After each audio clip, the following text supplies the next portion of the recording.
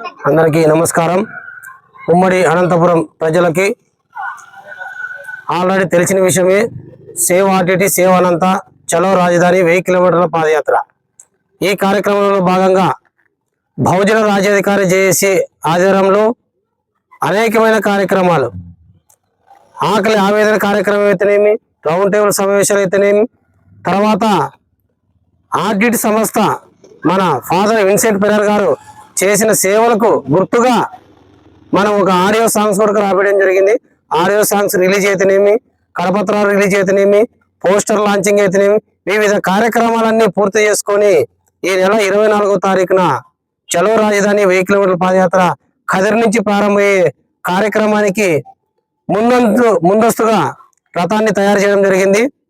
ఈ రథం అన్ని గ్రామాల్లోనూ అన్ని వాడల్లోనూ అక్కడికి వెళ్ళి అక్కడ ఉన్నటువంటి సేవలు, అక్కడ ఉన్నటువంటి ఆర్టీటీ స్కూలు, అక్కడ ఉన్నటువంటి చెక్ డ్యాములు, అక్కడ ఉన్నటువంటి పండ్ల తోటలు, అదేవిధంగా ఏ గ్రామంలో ఏ విధంగా అభివృద్ధి అయిందని చెప్పేసి ఈ రథం ద్వారాగా ముందస్తుగా పోయి మన వాళ్ళు అక్కడి నుంచి వీడియోలు తీసుకొడక సోషల్ మీడియాలోను కేంద్ర ప్రభుత్వానికి రాష్ట్ర ప్రభుత్వానికి తెలిసే విధంగా కూడా ముందస్తుగా తెలియజేస్తున్నాం. అంతేకాకుండా ఈ కార్యక్రమానికి ఈ 1000 కిలోమీటర్ల పాదయాత్ర ఏదైతే ఉందో దాదాపు ఉమ్మడి అనంతపురం జిల్లాలోనే ప్రతి గ్రామము, ప్రతి మండలము, ప్రతి నియోజకవర్గము 500-600 కిలోమీటర్లు దాదాపు ఇక్కడే మేము పూర్తి చేయాలనుకుంటున్నాము.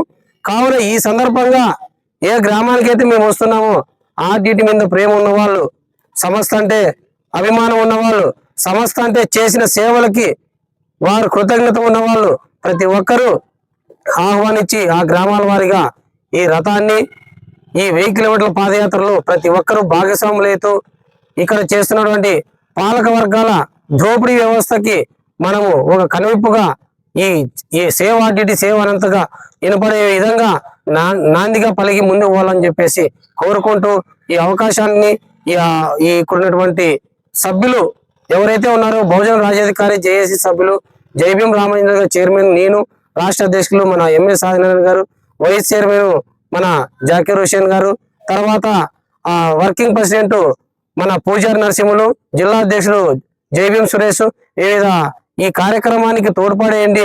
రాత్రి పగలు కష్టపడుతున్న వారికి ప్రతి ఒక్కరికి మరోసారి కృతజ్ఞతలు తెలుపుతూ జై భీం, జై భారత్.